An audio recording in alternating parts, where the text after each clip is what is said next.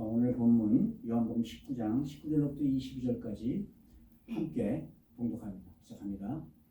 빌라도가 패를 써서 십자가 위에 붙이니 나사렛 예수 유대인의 왕이라 기록되었더라. 예수께서 못 박히신 곳이 성에서 가까운거로 많은 유대인이 이 패를 읽는데 히브리어와 로마 헬라말로 기록되었더라. 유대인의 대제사장들이 빌라도에게 이르되 유대인의 왕이라 쓰지 말고 자칭 유대인의 왕이라 쓰라 하니 빌라도가 대답하되 내가 쓸 것을 썼다 하니라. 아멘. 할렐루야. 지난달부터는 저희들이 예수님은 누구신가에 관한 문제로 말씀으로 시리즈별로 쭉 말씀드리고 있는데요. 우리 첫 시간을 기억하시겠지만 중보자 되신 예수님, 그리고 그 다음부터는 그리스도 예수님의 3대 직분, 큰 대지수장 되신 예수님, 그리고 우리의 완전한 선제 되신 예수님, 그리고 오늘 그 직분의 마지막 직분인 왕 되신 예수님에 관한 말씀을 나눌 시간입니다. 그래서 함께 왕이신 예수님에 관해 말씀을 나누고자 합니다. 우리가 먼저 매주 고백하는 이 사도신경에 대해서 제가 트립을 잡으면서 오늘 말씀을 시작하고자 합니다. 사도신경으로 신앙 고백하면서 제가 항상 불편하게 느끼는 부분이 있습니다. 이것이 바로 본디오 빌라도의 부분인데요. 본디오 빌라도에게 고난을 받으사 십자가에 못 박혀 죽으시고 예수님께서 십자가에 돌아가신 것이 본디오 빌라도의 개인적인 책임으로 몰려있는 그런 느낌을 많이 받습니다. 여러분 그렇게 생각하시나요? 사실은 본디오 빌라도에게 책임을 묻기보다는 사실은 유대 백성의 책임들이 훨씬 더 컸었겠죠. 혹자는 본디오 빌라도가 최종적으로 행정적인 결정권자니까 그의 명령에 따라 십자가형을 받았으니까 그의 책임다라고 말씀하시는 분도 있습니다. 저도 굳이 그런 의견에 반대하고 싶은 생각은 없습니다. 그런데 단지 본디오 빌라도는 그 일이 자기가 맡은 책무 공무 중에 하나였던 공무원의 입장이었다는 사실이죠. 애초부터 본디오 빌라도는 예수님이 누구신지도 모르고 있었지 않습니까? 오히려 성경을 보면 그는 예수님이 무지한 분이라는 것을 증명하라고 애썼던 그런 기록이 많이 나옵니다. 그래서 사도신경을 만약에 바꿀 수가 있다면 저는 본디오 빌라도에게 고난을 받아서 대신에 자기 백성 또는 자기 백성들의 중직 지도자들에게 고난을 받으사, 아니면 본디오 빌라도 치하에 고난을 받으사라고 고치고 싶습니다. 하기야 이 개인적인 신앙 고백이니까 어떻게 바꾸던 성경에 주님이 성경해 주시는 말씀대로 바꾸면 되긴 하겠지만 이 사도신경 신앙 고백이 사도신경만 있는 것은 아니지 않습니까? 여러 종류의 신앙 고백이 있으니까 언젠가는 저희들도 한번 이런 오해가 없는 니케아 신경이나 아니면 웨스트민스터 신앙 고백 등으로 한번 바꿔보고 싶은 마음도 있습니다. 오늘의 본문은 예수님이 십자가형을 집행하는 과정을 묘사한 성경의 한 부분이죠. 그러나 먼저 본디오 빌라도는 자기 법정에 끌려온 죄수 예수를 심문한 후에 그의 무죄를 확신했습니다. 그러나 그는 유대인들의 협박을 이기지 못하고 당시 유대 관습대로 예수님을 반하게 대신 십자가형에 처하죠. 그리고 예수님을 십자가가 있는 골고다 언덕으로 끌고 와 그 십자가에 두 손과 발에 못을 박습니다. 그리고 본디오 빌라도는 당시 유대인들이 반대를 무릅쓰고 19절에 보니까 십자가에 나사렛 예수 유대인의 왕이라는 명패를 달게 했다고 성경 기록하고 있습니다. 가끔 우리 성화, 예수님이 십자가에 달린 성화를 보면 십자가 그 위에 명패가 붙어 있는 명패에 INRI, 인이라고 쓰여 있습니다. 그 인이라는 말은 그 예수, 나사렛, 그 렉스, R은 왕이라는 뜻이고요. I는 유대인이라는 그 약자입니다. 그래서 이 약자로 우리말로 예수, 나사렛 사람, 유대인의 왕, 그런 뜻을 가진 라틴어 앞글자 4글자죠. 그런데 오늘 본문은 보니까 본디오 빌라도에는 이 명패조차 히브리어, 로마어, 라틴어 전 3개어로 기록했다고 증언하고 있습니다. 그렇다면 왜 이방인인 본류 빌라도가 식민지 청년 사명수인 예수에게 왕이라는 명패를 달아줬을까요? 혹자는 지배인인 로마인들이 유대인들을 정하기 위해서 그렇게 했다라고 말하기도 합니다. 그러나 오늘 본문에 의하면 로마 유대 총독 본류 빌라도조차 정말 곧 형장의 이슬로 사라지게 될 예수라는 청년을 왕으로 고집했다는 사실을 볼 수가 있습니다. 이는 아이러니컬하게도 우리 그리스도인들에게는 많은 것을 시사하는 줄 믿습니다. 그야말로 예수님이 유대인만의 왕을 넘어서 우리 전 인류의 온 열방의 왕이심을 선포한 것인 줄 믿으시기 바랍니다. 아멘. 오늘은 예수님께서 왕으로 오신 예수님께서의 그 왕권에 관한 말씀을 함께 나누겠습니다. 첫째가 예수님은 나의 왕으로 오셨다는 것입니다. 아멘. 우리 모두 올 첫 예배에서 우리 주님 영접하는 기도 드렸던 거 기억하시죠? 예수님 나의 죄를 십자가에서 다 갚으시고 나를 용서해 주신 주님, 내 마음에 들어와 영생을 주옵소서. 이제 예수님을 나의 주요 나의 구세주로 모시겠습니다. 아멘. 기억하시죠? 여기서 우리가 나의 주요 나의 구세주라는 다른 말을 표시하면 이 말이 바로 나의 왕이신 예수님이요 라는 말과 같은 말입니다. 아멘. 먼저 왕이란 단어의 한자 유래를 보니까요, 왕에는 가로획이 3개 있고 세로획이 하나가 있는데 그 가로획 3개가 하늘과 땅과 사람을 나타내는 것이고, 그 세로획 그 중간을 꿰뚫는 세로획 하나는 이 모든 것을 다스리는 그 관통하는 존재, 그러니까 통치자, 권력자라는 걸 뜻하는 것이라고 얘기합니다.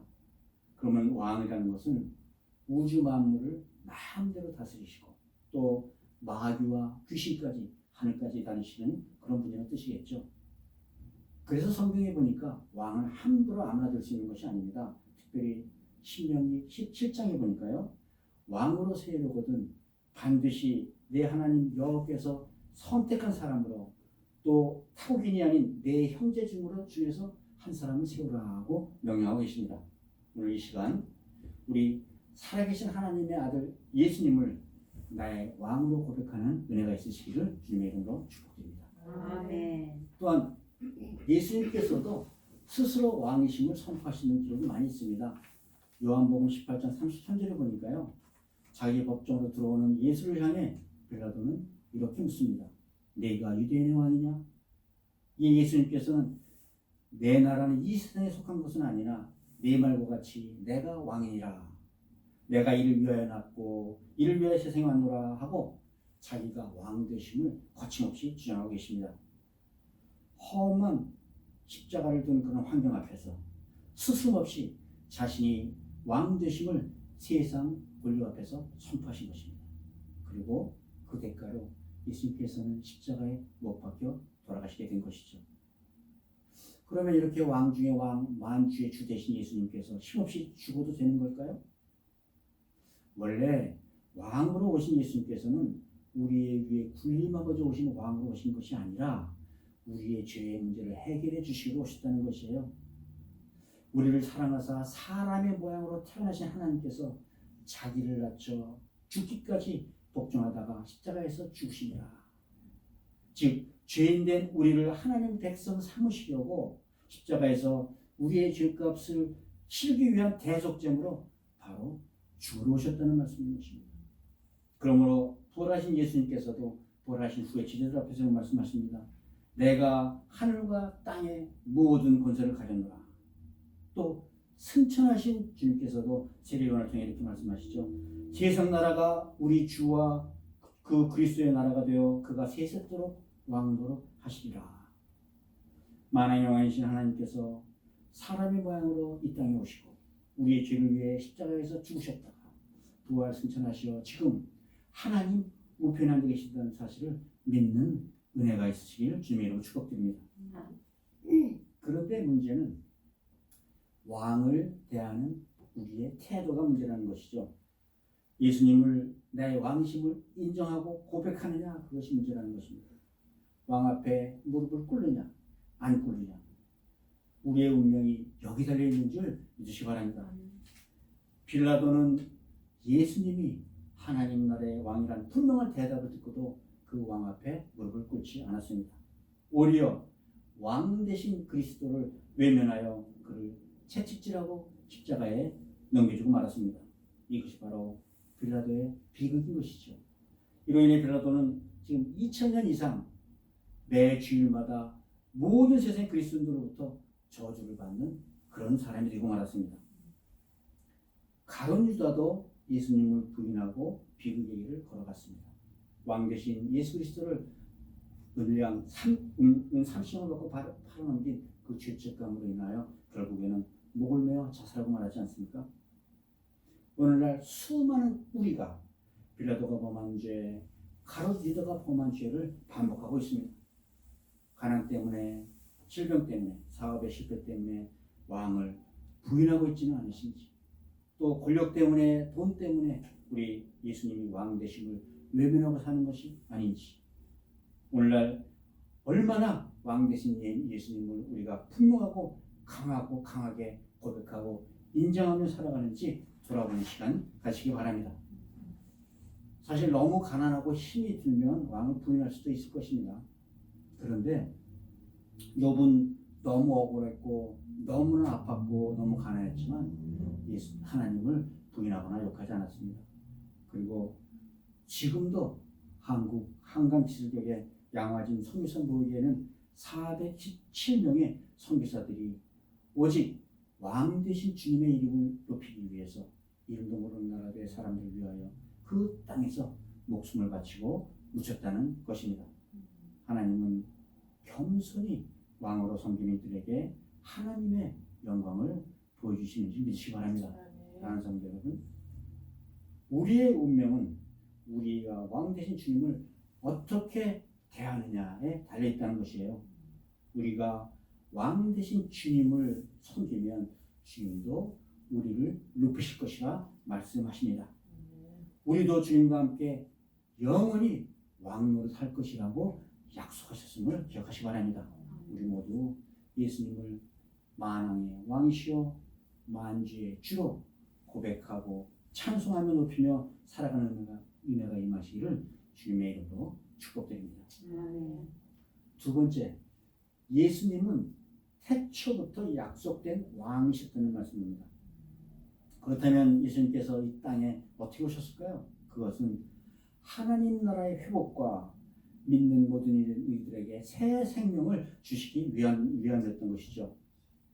예수님이 이 땅에 오셨을 때 세상은 사탄이 다스리고 있었습니다. 그러므로 이 세상의 사탄 권세를 무너뜨려야지만 예수님의 하나님의 나라를 회복하실 수가 있었던 것이죠.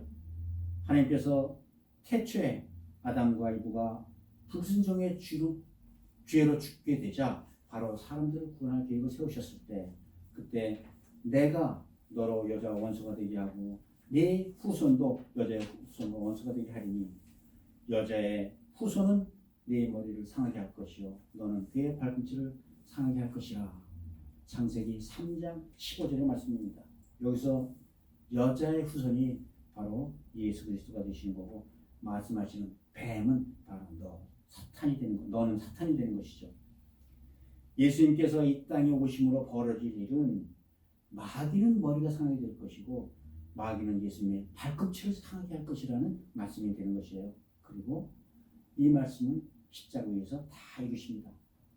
예수님이 십자가에서 죽음을 당하심으로 예수님은 발꿈치가 상했으나 죽으신 지 사흘 만에 죽음에서 부활하시고 뚜벅뚜벅 걸어 나오심으로써 마귀의 머리인 그 사망 권세를 깨뜨리시고 예수님의 다스리심을 회복하신 것이죠. 마귀의 왕권 행사의 핵심은 바로 사망입니다. 모든 인류는 마귀가 휘두르는 이 사망의 통치 앞에서 두려워하고 떨며 복종할 수밖에 없었습니다.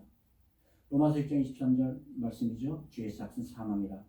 그래서 죄인된 인간들은 그들도 이 비참한 죽음을 피할 수가 없었습니다. 그래서 하나님께서 율법을 저희들에게 주신 것이죠. 율법을 모를 때는 그 누구도 죄에 대해서 알지 못했기 때문에 인간은 왜 죽는지조차 몰랐다는 것이에요. 그래서 하나님께서는 모세에게 죄를 깨닫기 위해 율법을 주신 것입니다.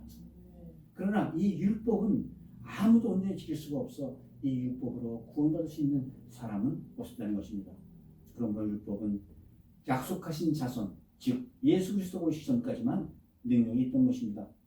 예수님도 마태복음을 보면 율법을 폐하러 온 것이 아니라 내가 완전히 하기 위해 오셨다고 말씀하시죠. 부활하시고 승천하신 예수님으로 인해 드디어 사람을 옥매고 있던 사망의 권세가 깨지고 이제 예수님의 통치가 시작된 것입니다. 예수님의 다스리심의 핵심은 생명이세요.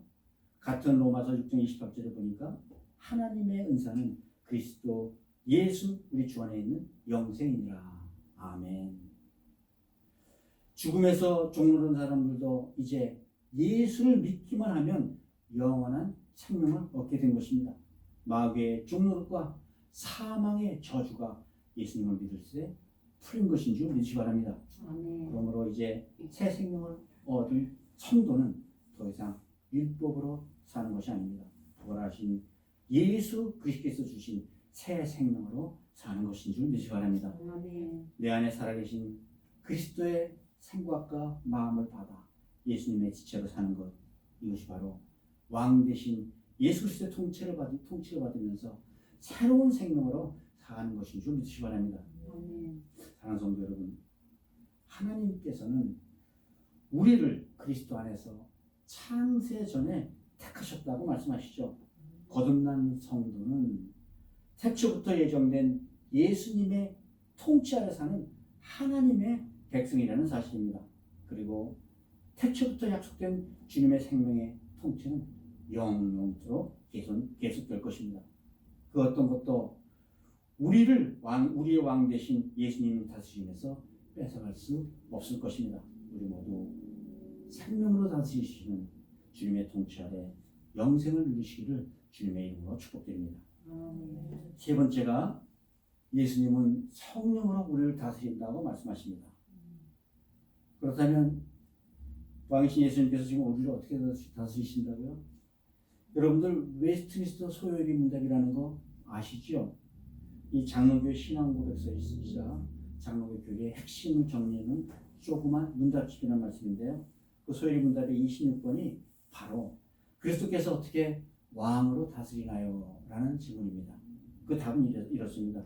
우리에게 말씀과 성령을 통하여 하나님의 뜻대로 인도하신다. 그렇습니다. 예수님께서는 우리를 말씀과 성령을 통하여 다스리고 계십니다. 예수님께서 이 땅에 계실 때 성령에 관한 말씀을 많이 하셨어요.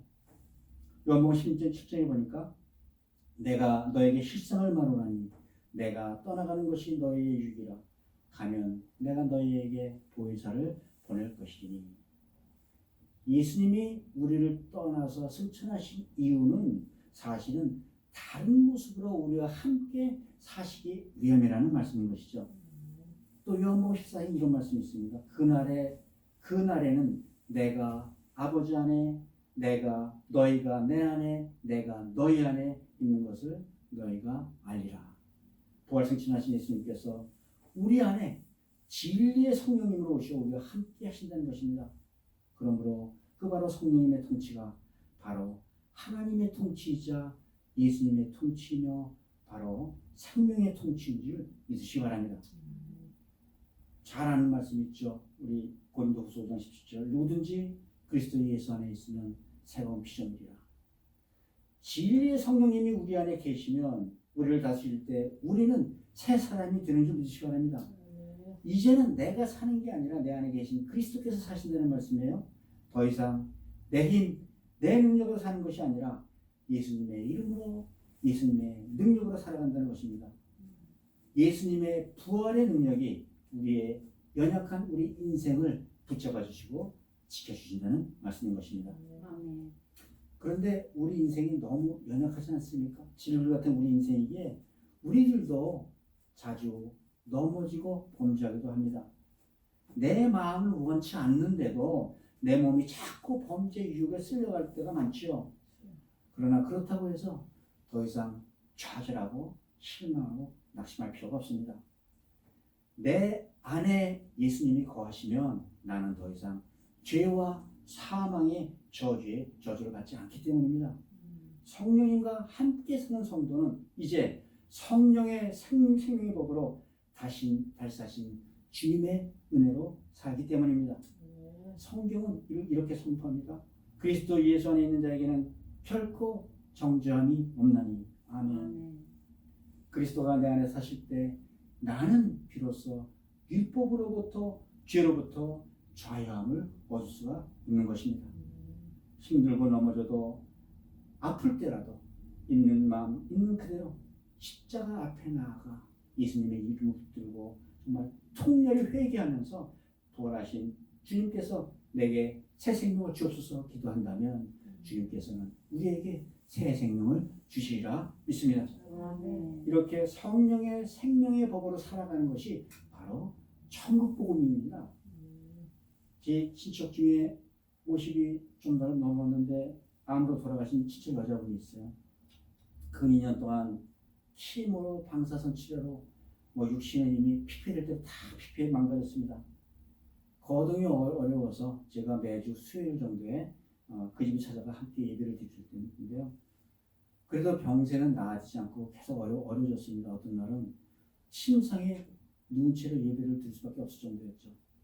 눈물을 쫙 흘리면서 예배를 봤었습니다.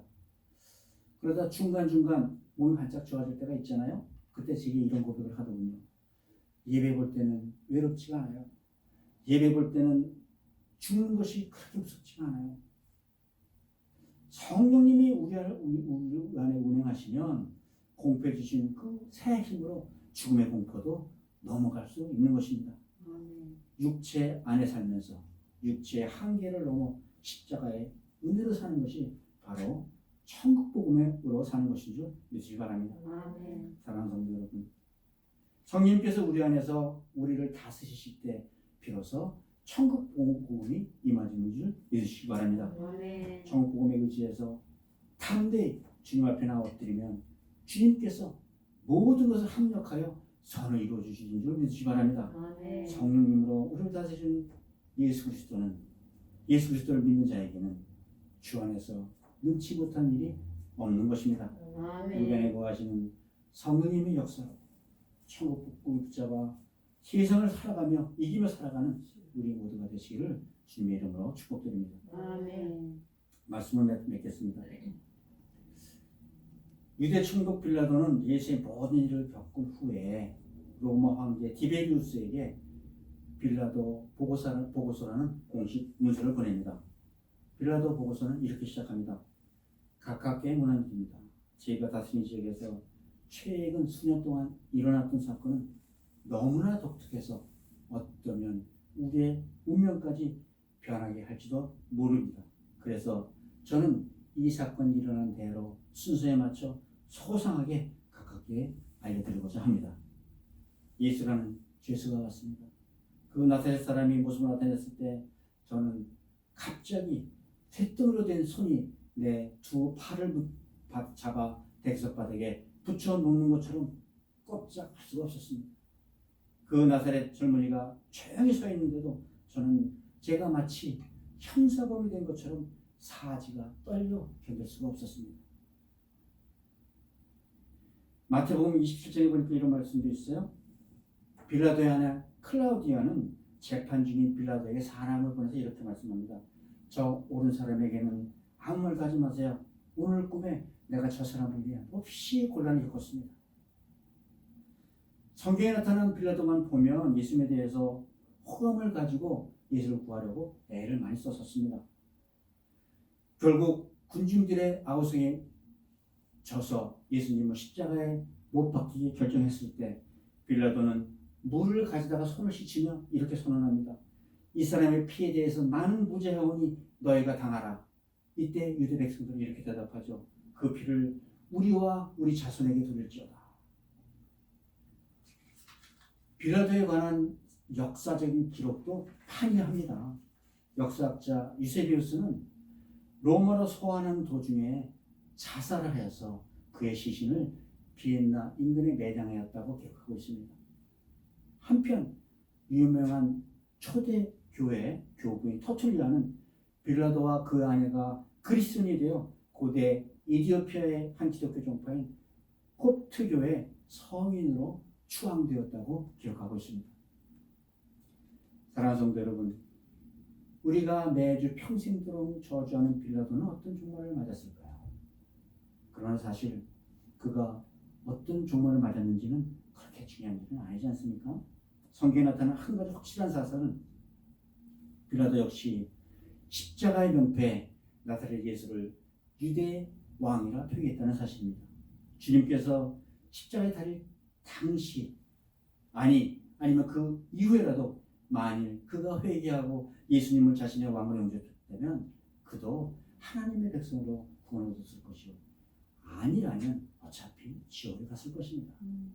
그러므로 내가 예수님을 왕으로 믿기 때문에 왕이 되신 것이 아니라 내가 믿든 안 믿든 예수 그리스도는 우리 모든 인류의 왕이심을 태초부터 모든 인류의 왕이심을 믿으시기 바랍니다. 아멘. 하나님 말씀이시죠.